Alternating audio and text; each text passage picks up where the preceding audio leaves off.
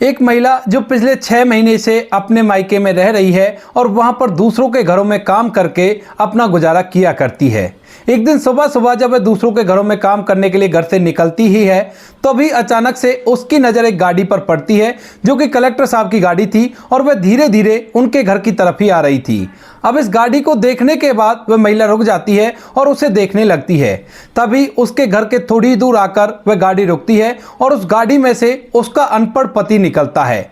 जैसे वह महिला ये सब कुछ देखती है तो बड़ी हैरान हो जाती है, कौन थी वह महिला और किस वजह से उसका अनपढ़ पति कलेक्टर साहब की गाड़ी से निकला था। पूरी सच्चाई के बारे में जानने के लिए वीडियो को अंत तक जरूर देखें।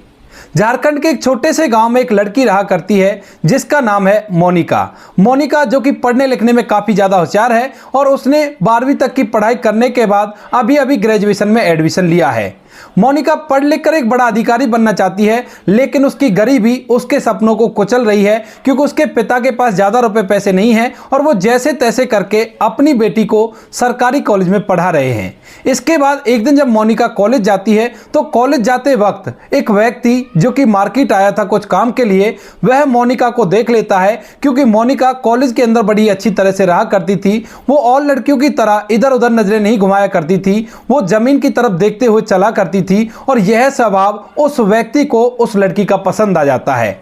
वह व्यक्ति पास ही के गांव का जिम्मेदार होता है जिसके पास अच्छी खासी पुश्तैनी जमीन है और उसके 2 लड़के हैं। जब व्यक्ति मोनिका को देखता है तो उसके बाद उस कॉलेज में जाकर मोनिका के बारे में पता करता है और उसे उसके घर का एड्रेस भी मिल जाता है।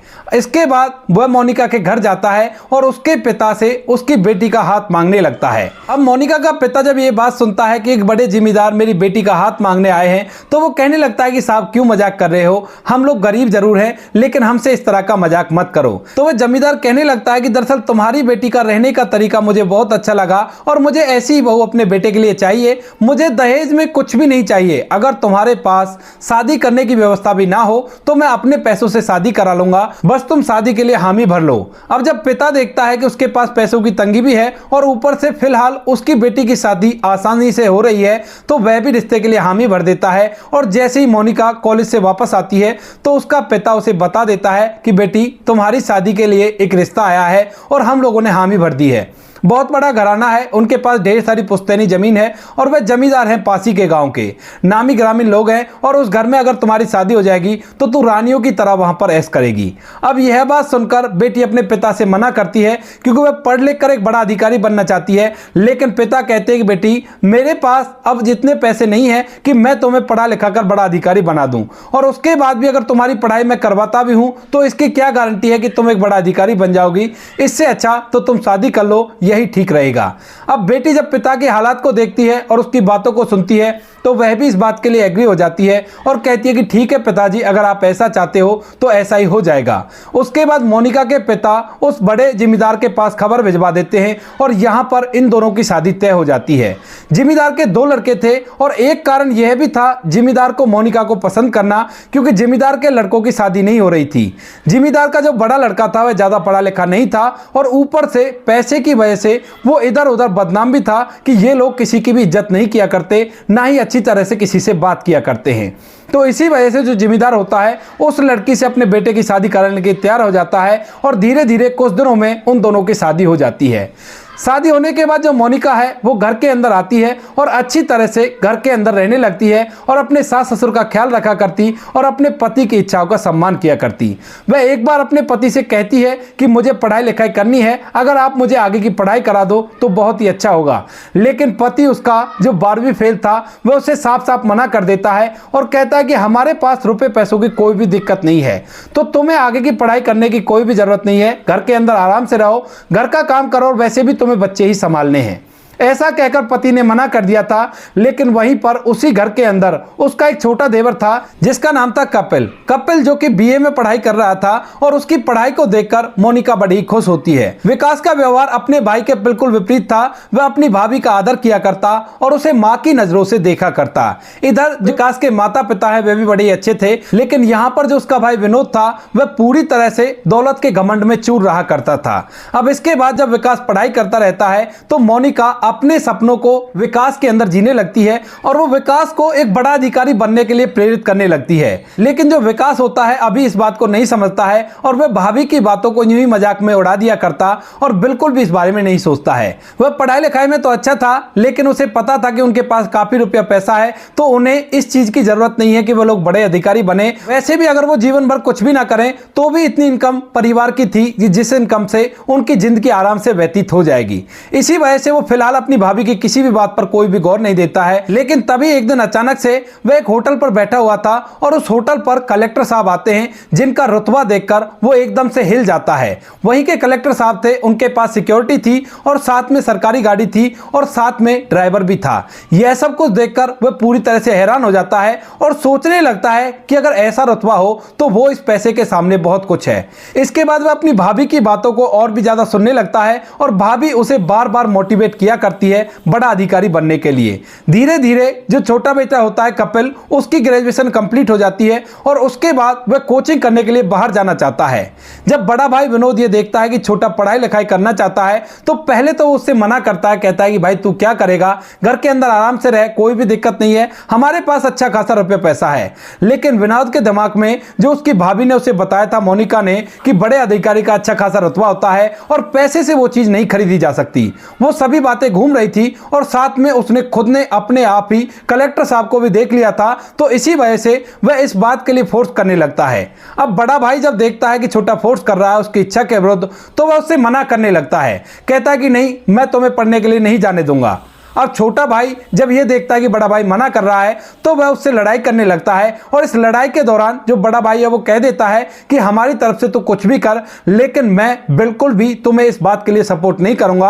अगर तुम्हें आगे की पढ़ाई करनी है तो घर से तुम्हें एक भी पैसा नहीं मिलेगा। दरअसल जो विनोद था फिलहाल घर का बड़ा लड़का था और घर का पूरा चार्ज उसी के हाथ में था। माता पिता भी अपने बड़े बेटे को समझाने की कोशिश करते हैं, लेकिन वह अपने घमंड में काफी ज्यादा चूर था और वह साफ साफ मना कर देता है। इसके बाद जब कपिल को अपने सपने टूटते हुए दिखाई देते हैं तो वह एक शाम को अपनी भाभी से बात कर रहा था। जब उसके घर में उसका भाई नहीं था तभी उसकी भाभी उसे कुछ पैसे लाकर देती है और कहती है कि ये लो कपिल, ये रहे पैसे और इन पैसों से अपनी जिंदगी को बनाओ और एक बड़ा अधिकारी बनकर दिखाओ, लेकिन ये बात तुम्हारे भाई को पता ना चल जाए और तुम यहां से बेशक से जा सकते हो। ऐसा कहकर उसने अपने वो पैसे दे दिए थे जो पैसे वो अब तक इकट्ठा कर रही थी, क्योंकि यहां पर बड़े घराने में उसका रिश्ता हुआ था। तो शादी के टाइम पर जितने भी पैसे उसके पास इकट्ठे हुए थे सभी को उसने एकत्रित करके रख रखा था।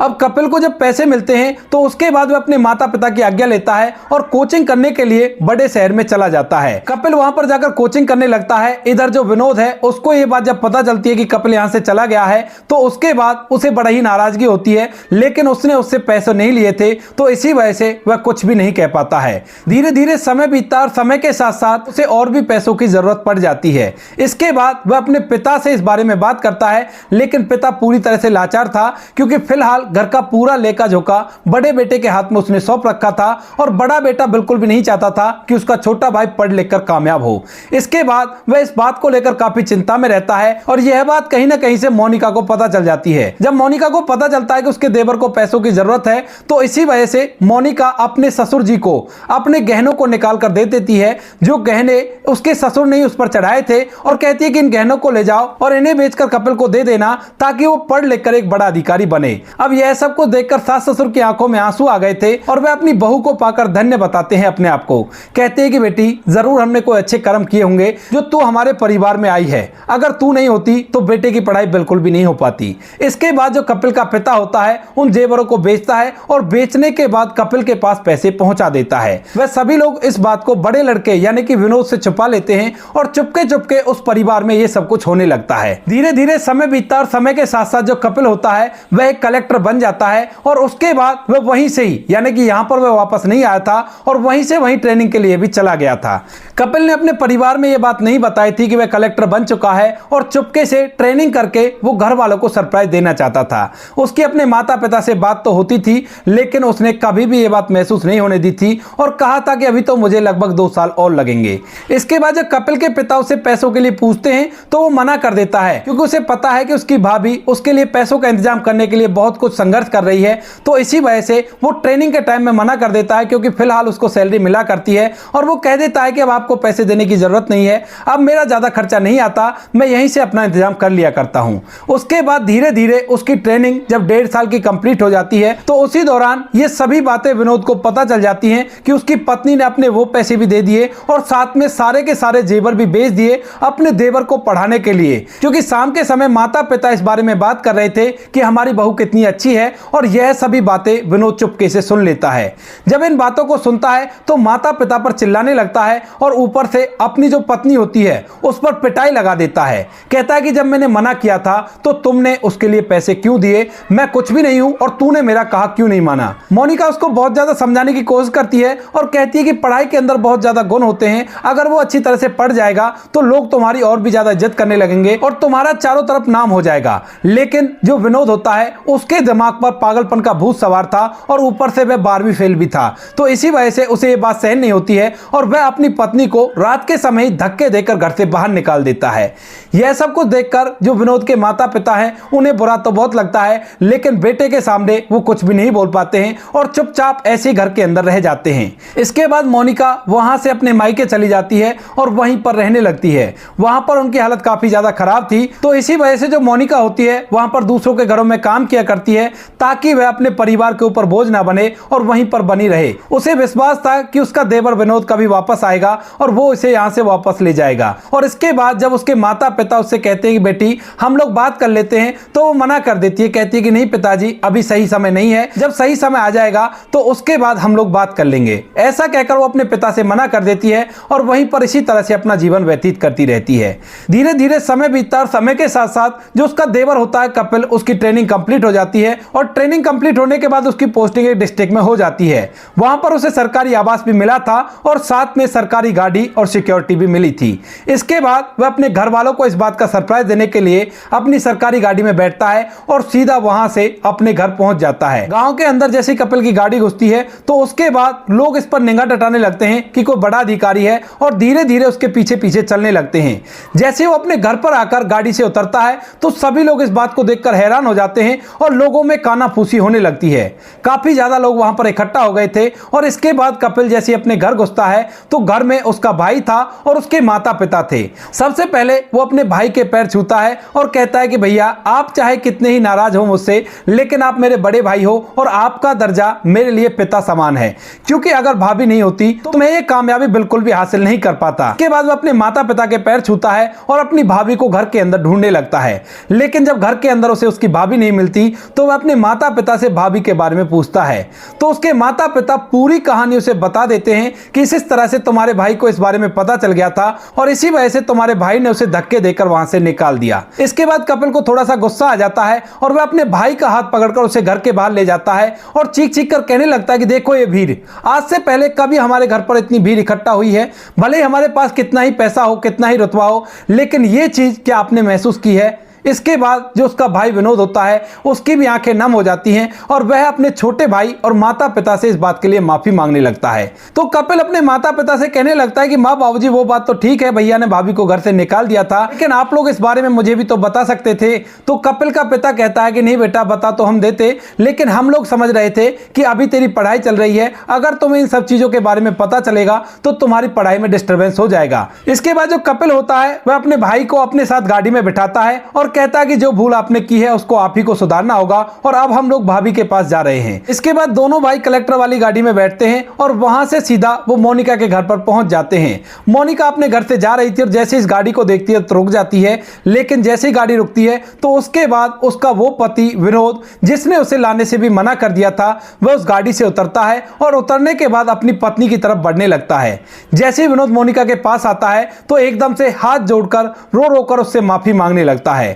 मोनिका ये सब कुछ देखकर हैरान है कि उसका वो अनपढ़ पति जिसने पढ़ाई लिखाई को काफी दिनों पहले बंद कर दिया था वो कलेक्टर साहब की गाड़ी में कैसे, और इसके साथ पुलिस वाला भी है। तभी उस गाड़ी में से उसका देवर कपिल निकलता है और निकलने के बाद वह अपनी भाभी के पैर छूने लगता है। जैसे ही मोनिका अपने देवर को कामयाब हुआ देखती है तो एकदम से उसकी आंखें नम हो जाती हैं और वह अपने देवर को गले से लगा लेती है और फूट फूट कर रोने लगती है। इसके बाद उसका पति उससे माफी मांगता है और कहता है कि मोनिका मुझे माफ कर दो, मैंने बहुत बड़ी गलती कर दी, जो तेरे जैसी महिला को अपने घर से निकाल दिया, लेकिन अब तुम्हें हम यहाँ पर नहीं रहने देंगे, तो हमारे साथ चलो और वहीं पर हमारे साथ रहना। और उसके बाद वो लोग वहां से वापस अपने घर आ जाते हैं। घर में आने के बाद जो मोनिका होती है वह इस बात की बड़ी खुशी मनाती है, जो विनोद था उसका भी घमंड चूर चूर हो गया है इस रुतबे को देखकर जो उसके छोटे भाई ने प्राप्त किया है। इसके बाद वह अपने माता पिता का आदर करने लगता है और अपनी पति का कहा मानने लगता है। इससे पहले भी मोनिका उसे समझाया करती थी, लेकिन वह उसकी एक बात भी नहीं मानता था और कहता था कि तू औरत है तो औरत की तरह रहे। लेकिन यहां पर मोनिका की समझदारी की वजह से